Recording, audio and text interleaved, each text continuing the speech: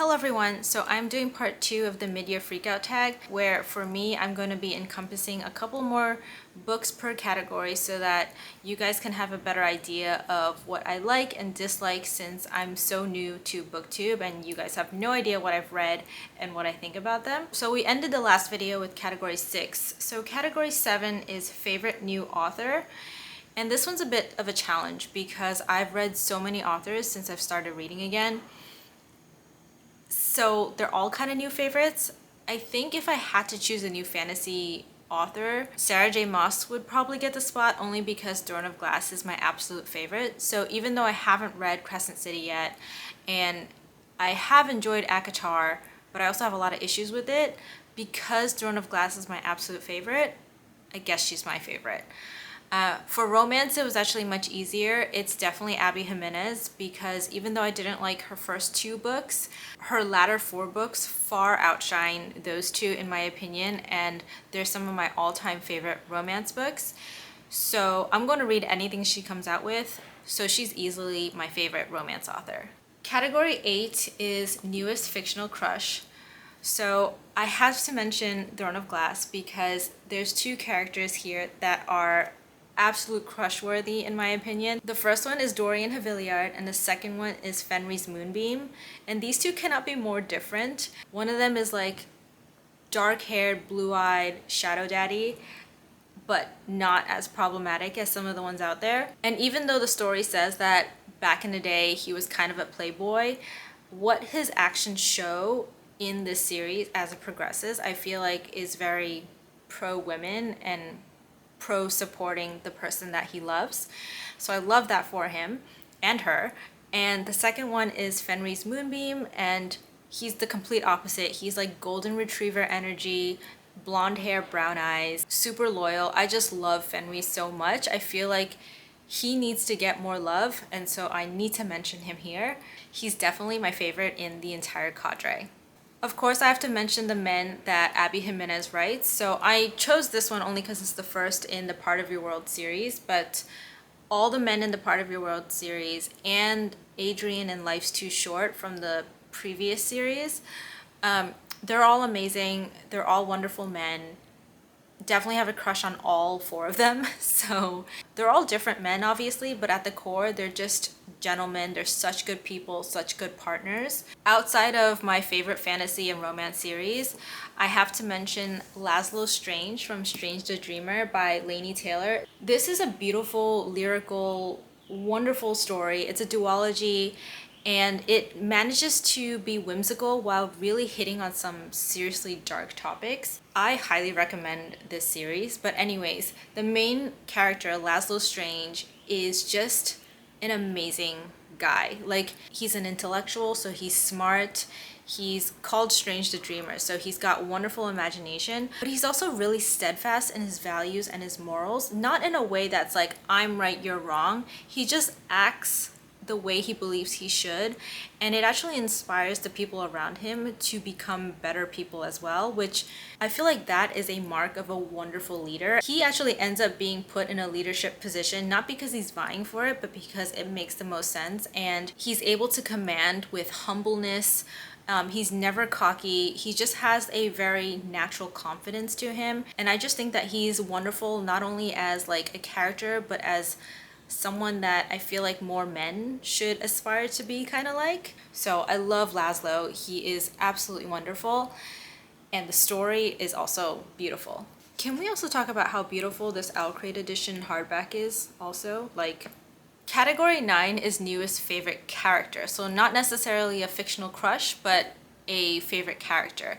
So obviously I have to talk about the women in the Throne of Glass series because one of the reasons why I love this so much is because it's got a female protagonist. It's got amazing, strong female characters that are well-rounded. I don't feel like any of them are just caricatures or tropes.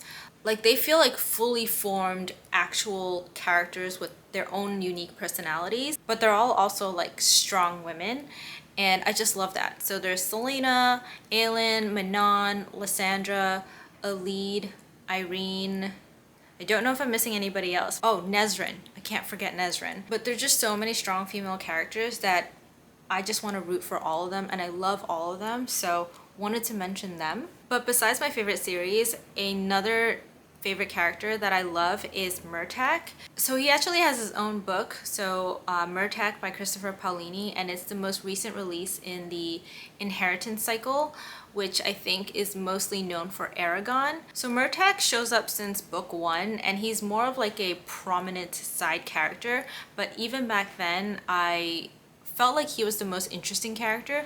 So Aragon is a lovely character, but you know, he's like the chosen one, so he's always gonna be like good. Whereas Murtak has all these reasons to have had his own villain arc, and yet he never truly does. So even when the big bad enemy controls him, there's something about him that continues to want to fight against it. Even when he's like half accepted that this is his lot in life, he still finds ways to fight against it and to choose to be a good person, even if not fully. And I just find him to be a super complex character. I think that his upbringing, which it goes into more in the recent release, even though he grew up amongst terrible people and he could have easily become a terrible person, he did have a mentor that I feel like really taught him his base goodness, and that's never left him. Despite everything, despite, you know, feeling jealous of Aragon and, you know, having all these opportunities to be a bad person, he never ends up being that. And I just feel like he has so much depth to him. I can't wait to read more about him. And I just find him to be such an interesting character. So he's definitely a new favorite. Category 10 is book that made you cry. So of course, Throne of Glass as a series has made me cry multiple times. I want to talk about the most memorable ones. One of them is super famous. It involves a group of people who decide to go flying. And a second one that had me also bawling was when one of the characters turns around and has the gates closed behind him. That was awful. And a third one is when this one character can no longer take watching this other character being tortured. So even though he knows he would die doing this, he decides to do it anyways to help this other character escape. And it was just such a heart-wrenching moment. Like, there are moments even in the beginning that make you very emotional, but those three were my top 3. And I'm purposely keeping it vague so that if you haven't read it yet, even when you get to these scenes, I don't think you'll know what I'm talking about. But if you have read it, then you'll know exactly what I'm talking about. A duology that had me super emotional from the beginning was Letters of Enchantment by Rebecca Ross. So the first book was Divine Rivals, and I was on the brink of crying multiple times, but unexpectedly, what actually made me cry was towards the end of the second book, so Ruthless Vows, and it actually happened to minor characters. This duology is about 2 war correspondents in the middle of a war. So I was fully expecting, if I was gonna cry, to cry for them, and yet it was 2 side characters that broke me. I was not expecting for the floodgates to open, and they did. So yeah, towards the end of this book, I cried quite a bit. My battery just died, but I think I was talking about Ruthless Vows. Basically, very emotional, beautiful read though. If you like historical fiction, but you're not into fantasy, I feel like this is a good intro to it because the fantasy is very easy for you to understand. Like, the world building isn't actually that complex. And it's just a very beautiful, emotional story. Like, I love this story. And I wasn't expecting the scene that made me cry to be the thing that made me cry, but here we are. Hi, Bok Choy. Yes, hi, honey. The last book that I wanted to mention that made me cry is this one. This is The 7 Husbands of Evelyn Hugo by Taylor Jenkins Reid. I got this off Mercari because I wasn't really into the edition that is just like at the bookstore right now. But I wasn't actually planning to pick this up. My friend actually convinced me to because she said that this was her absolute favorite book ever. It's about an elderly woman who used to be like the celebrity of her era, and she's basically going through her 7 husbands. And I was like, okay, it just didn't interest me that much. But soon after you start reading this book, you'll see why people love this so much. There's this huge bomb that gets thrown on you, and you realize that this book is so much more than just being about a list of her 7 husbands. That being said, my favorite character happens to be one of the husbands, and if you've read this book, I'm sure you know who it is, and his character arc made me sob. This is a wonderful book. It toes the line between literary fiction and romance. I just feel like you can't judge this book by its synopsis. I can't say that word. It's so much more than that. It's a truly beautiful book. Category 11 is books that made you happy. So unlike the previous category where there was like scenes that made me cry, and there was a lot of highs and lows in those stories emotionally, for this category, I'm just focusing on the books that just kept me happy the entire time. The first one is Bride by Ali Hazelwood. So Ali Hazelwood is known for her women in STEM rom-coms, and this one still falls in that category because the main character is a hacker. But the difference with this one and the other ones is that this one is kind of paranormal. So you have like a vampire werewolf romance going on here. I was a little hesitant about this book because I heard some things about the paranormal genre, and I was a little wary about it because I'm not really into spice, and that stuff gets very spicy. This has about the maximum amount of spice that I could enjoy. But the thing about this book is that it is so unserious and it makes fun of itself. And if you like that kind of humor, I feel like you're going to love reading this because you get the humor, you get the jokes, you get that it's kind of making fun of itself. Like, you get that it's a little bit, you know, nonsensical, and you're just gonna have a really good time. If your sense of humor isn't aligned with the kind of humor that's in here, then you won't have a good time, I feel like, because the plot itself isn't enough to uphold it. But I was here for the vibes for this book. I just wanted to laugh. Another romance novel that I have in this category is Red, White, and Royal Blue by Casey McQuiston. Like Bride, this one is very much not serious, comical, over the top. Like, don't read too much into it because you know it's not realistic, but it's here for the happy-go-lucky vibes, you know? This one is an alternate reality where the president of the United States is a woman and the main character is her son. So he gets into this big PR disaster with the Prince of England, Henry. They basically have to pretend to be friends to salvage their public images, which in and of itself is so ridiculous because the instigating incident is basically a cake that falls on them. And I'm just kind of like, yes, the media is going to have a field day with that, but I feel like it's going to be all in jest, all in fun. Like, no one's gonna look at that and be like, oh my gosh, those two are gonna be sworn enemies because a cake fell on them, you know?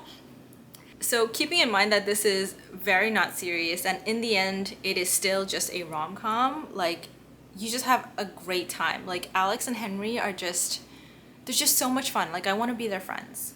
Another book that made me happy is Kiki's Delivery Service. I'm going to butcher her name, but I think you pronounce it Eiko Kadono. I love this Barnes & Noble's edition, by the way. It's got the sprayed edges.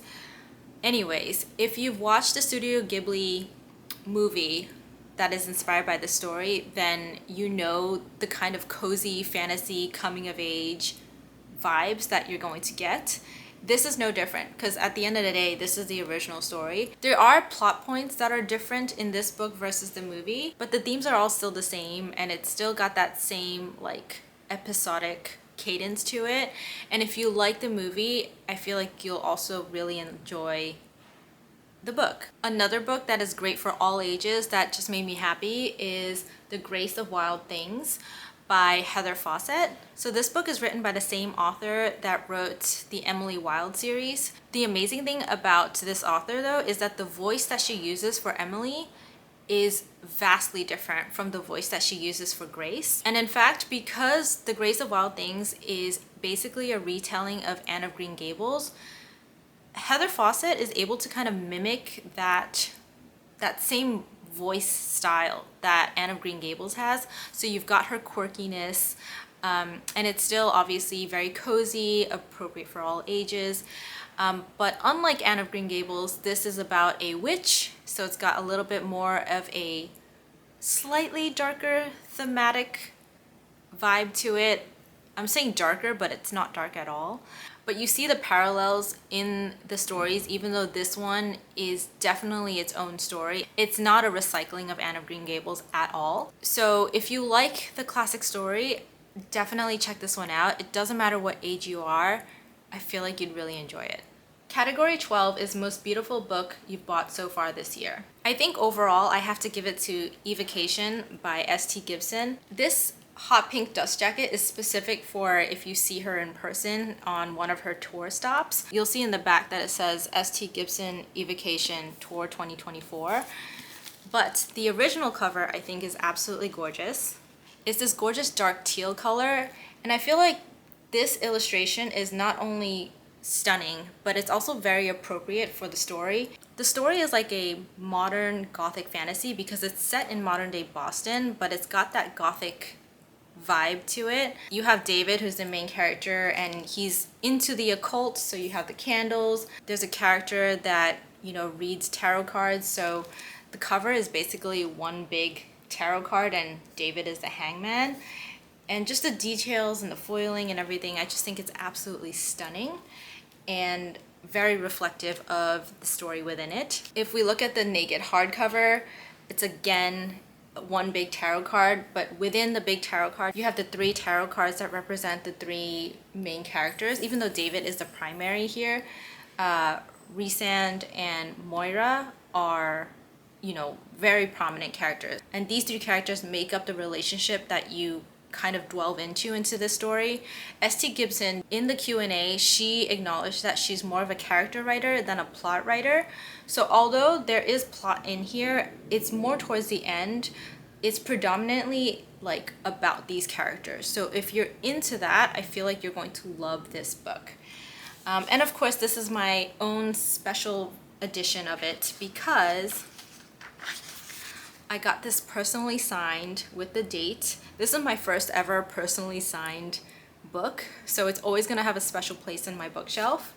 So yeah, I mean, just look how gorgeous this foiling is.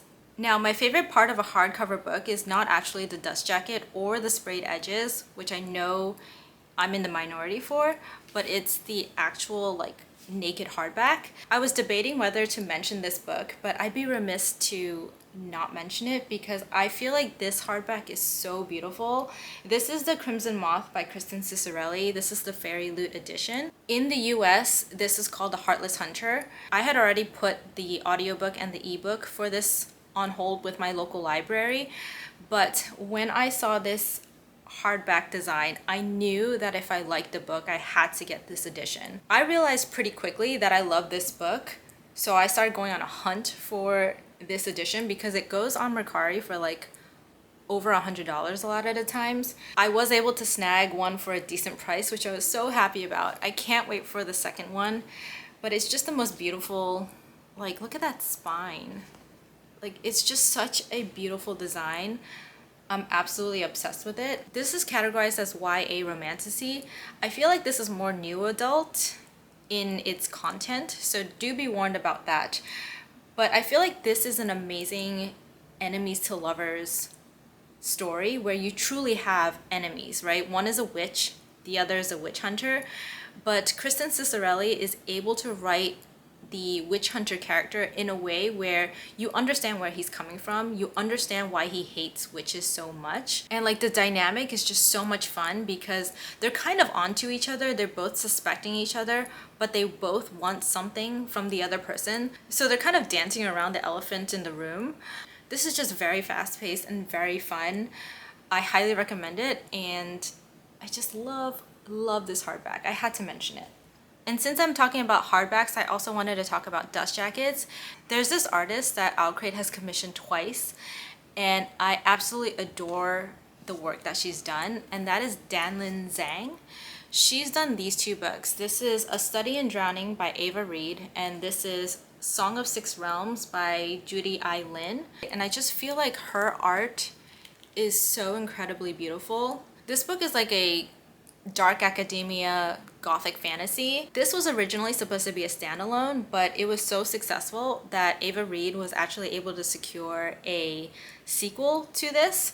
So I am very excited to read that, and I think that this dust jacket is just so stunning. Like, honestly, like the original artwork is also beautiful, but I'm here to talk about this artist. Like, look how pretty this is. This book, Song of Six Realms by Judy I. Lin, honestly the only reason I got this book was because I found out that she was doing the cover art for it. I feel like the original cover was also quite pretty, but I just love this one. Unfortunately, Judy I. Lin's writing style does not mesh with me. I also have A Magic Steeped in Poison, I think is the name of the other duology that she wrote. That one, the writing was okay, but this one I felt like was just so not my style. It read like staccato to me. So even though I love the synopsis of this book, and the world that she writes is very beautiful ancient China. Is it called like wuxia or something like that? Where you have all those gorgeous like ancient robes that the Chinese used to wear. I just couldn't get into the story and it kills me. So I'm trying to get one of my friends to read this, and so hopefully if they like it, then I'll give this to them and I can go visit them and ooh and ah over this cover, because I can't keep a book just for its cover, but it's so pretty. Category 13 is Best Book to Film Adaptation You've Seen This Year. So I don't actually see a lot of films or TV shows, quite honestly. When I do, I tend to stick with things that are lighthearted, like rom-coms and stuff, because something about the mix of the visuals and the sounds and the music and all that combined, like if it's very suspenseful, if it's thriller, horror, very gory, etc., I end up getting panic attacks, night terrors, like it's just really rough. So I tend to stick with things that are light. So I have already mentioned these two books already, but I've watched the films for them as well, and that would be Red, White, and Royal Blue and Kiki's Delivery Service. So you can see, like, I tend to just watch the lighthearted stuff. Red, White, and Royal Blue, the movie, was very fun. I did enjoy it. I think it's coming out with a sequel. I will be watching that too.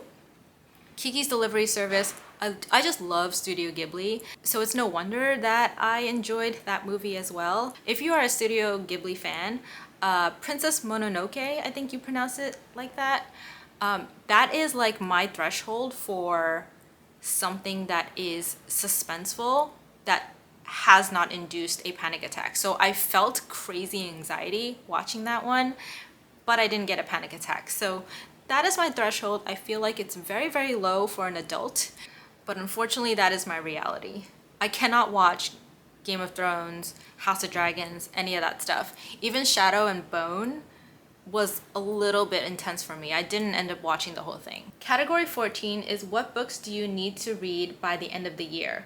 So I'm going to exclude new releases because I'm pretty on top of those, and so you'll see them in my like TBR and wrap-ups, I guess. So in terms of backlists, what I need to read are, the first one, I'm actually already halfway into the first book, and that is the Mistborn trilogy. I've been meaning to get into Brandon Sanderson for a while. So ever since I kind of formed an informal book club with my cousin and her niece, this book was chosen. I'm the last one to start this book right now, so I'm a little bit behind, but I'm loving it so far. The next couple of books I need to read are mostly because they've been on my TBR and they have special editions coming out, so I want to make sure I like them before I buy the special editions. The first one is The Poppy War by R.F. Kuang. I don't know if this one's considered grimdark. I'll have to see if I can handle it, but I want to give the book a chance, and if I like it, then I'll get the special edition, and if not, then, well, I won't buy it. The next one is Legends and Lattes and its prequel, Bookshops, and Bonedust by Travis Baldree. Legends and Lattes seems to be the book that you think of when you think of cozy fantasy. So I do like a few books that are cozy fantasy, so I feel like I need to read the OG. And then the last one is the Caraval series. So this trilogy, she's coming out with a novella sometime before Christmas, and the UK editions of the entire series plus the novella look so pretty, like the UK editions. So I want to read those and make sure I like them before I try to track down the UK editions. And subsequently after that, of course, is the Once Upon a Broken Heart trilogy by the same author. I actually already bought the UK editions with the special foiled hardback. They're on my TBR shelf. I know those are highly sought after, so I need to read them and see if I like them enough to keep them, because if not, then they do need to go to a home where they will actually be loved. So hopefully I love them, but if not, then they need to go. That was all 14 categories. 7 to 14 was done in this video. I will link part 1 down below as well for you to watch if you haven't watched that first. If you've read any of these books, please leave a comment below and tell me if you liked it, if you didn't, you know, what your thoughts are on them. Otherwise, maybe leave a, I don't know. I don't think there's a moth emoji, so maybe leave like a butterfly emoji for Strange the Dreamer and Crimson Moth, or leave a candle for evocation. That way I know that you watched to the end. But other than that, if you guys have any video ideas, anything you would like to know more about, please let me know as well. That would definitely help me out a ton. I do hear one of my cats trilling now, so I do want to give them some attention. They probably feel neglected at this point. So I'm going to stop here. I hope that you guys enjoyed this video. I hope that you guys come back for another one, and I will see you guys very, very soon. Bye!